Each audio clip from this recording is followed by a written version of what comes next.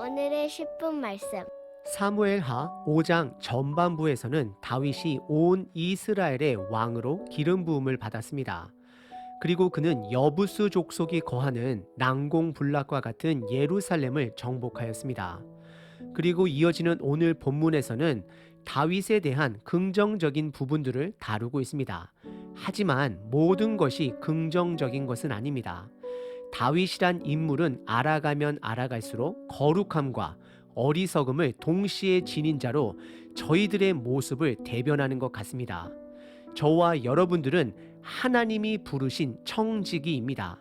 다윗 또한 청지기 왕입니다. 오늘 본문을 통해 나는 하나님의 부르심에 합당하게 행하는 청지기인지를 스스로 점검해 보시길 바랍니다.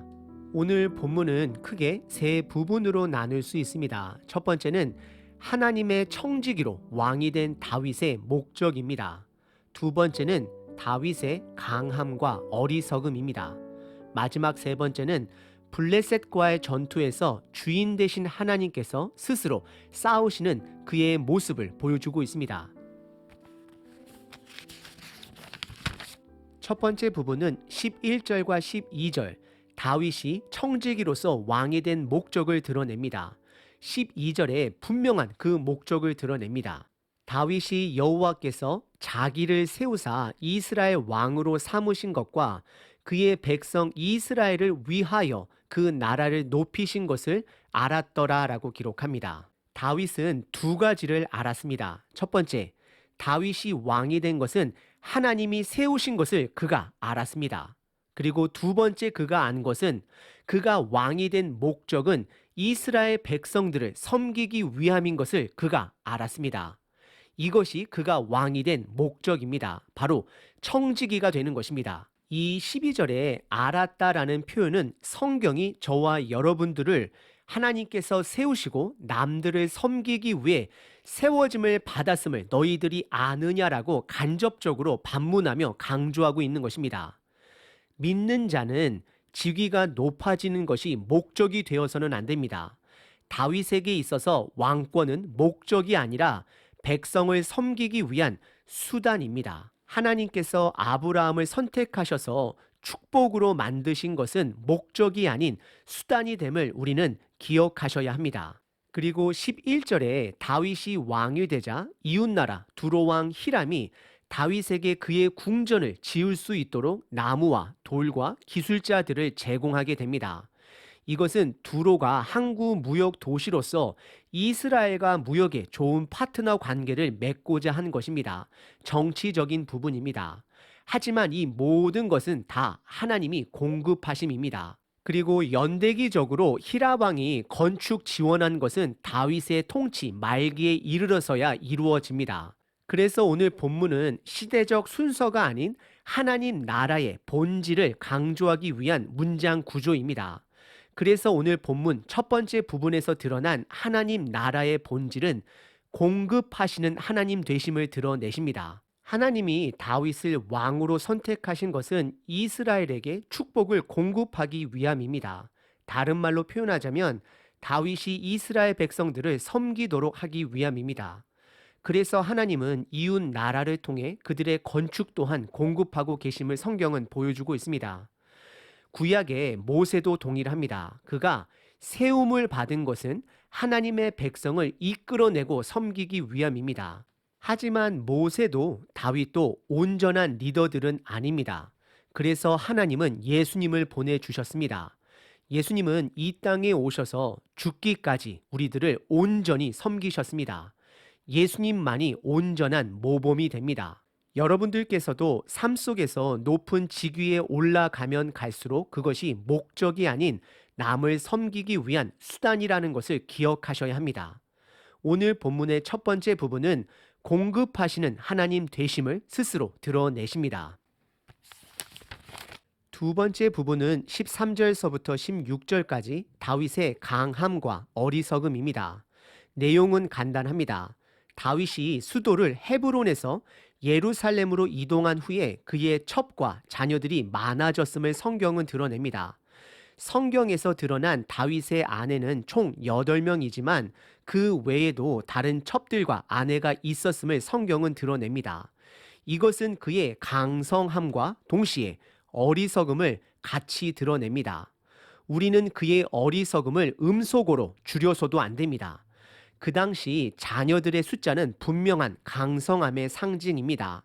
하지만 그는 동시에 신명기 17장 왕의 계명인 아내를 많이 두지 말 것을 위반하고 있습니다. 결국 이것은 다윗이 온전한 자가 아님을 드러냅니다. 우리들의 온전한 왕은 예수님 한 분이십니다. 요한복음 8장에서 예수님께서 말씀하시길 나를 보내신 이가 나와 함께 하시도다. 나는 항상 그가 기뻐하는 일을 행함으로 나를 혼자 두지 아니하셨다라고 고백하십니다. 분명 다윗은 하나님의 은혜로 강성해 가고 있지만 동시에 그의 어리석음으로 인해 그는 결국 나중에 아들에게 쫓기는 신세가 됩니다.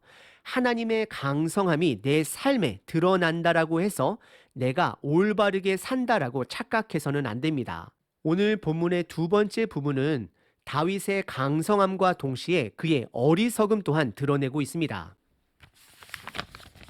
세 번째 부분은 17절서부터 25절까지 블레셋과의 전투에서 스스로 싸우시는 하나님 되심을 드러내십니다. 17절에 블레셋은 다윗이 온 이스라엘의 왕이 되었다라는 소식을 듣고 전쟁을 준비합니다. 블레셋 사람들 입장에서는 다윗은 현재 배신자입니다. 그는 사울 왕을 피해 블레셋 진영으로 들어가 목숨을 피하고 목숨을 구한 자였습니다. 특별히 그를 믿었던 블레셋의 가드 왕은 배신감이 컸을 것입니다. 그리고 블레셋이 원하는 것은 이스라엘이 그들의 속국이 되는 것입니다. 블레셋과 이스라엘은 가까이 붙어 있기 때문에 그들은 한 땅에 두 왕을 원하지 않았습니다. 블레셋은 남쪽에서부터 예루살렘에 있는 북쪽으로 올라가 르바임이라는 골짜기에 진을 칩니다. 결국 블레셋은 올라가고 다윗은 그들과 싸우기 위해 내려갑니다. 이때 19절에 다윗은 하나님께 여쭙습니다. 다윗이 여호와께 여쭈어 이르되 내가 블레셋 사람에게로 올라가리이까 여호와께서 그들을 내 손에 넘기시겠나이까 하니 여호와께서 다윗에게 말씀하시되 올라가라 내가 반드시 블레셋 사람을 내 손에 넘기리라 하신지라. 다윗은 하나님의 응답을 듣고 예루살렘과 르바임 골짜기 사이에 있는 바알 브라심에서 전투를 하게 됩니다. 그리고 다윗은 하나님의 은혜로 전쟁에서 승리하게 됩니다. 그래서 그곳이 바알 브라심으로 부르게 됩니다. 바알 브라심은 적들을 흩으시는 하나님이라는 뜻으로 하나님께서 직접 싸워주셨음을 기억하게 됩니다. 그리고 21절에 첫 번째 전쟁에서 승리한 다윗은 그곳에서 그들의 우상을 다 버렸음을 말씀합니다. 하지만 블레셋은 포기하지 않고 첫 번째 진을 친 곳 르아빔에 다시 병력을 집결시키게 됩니다.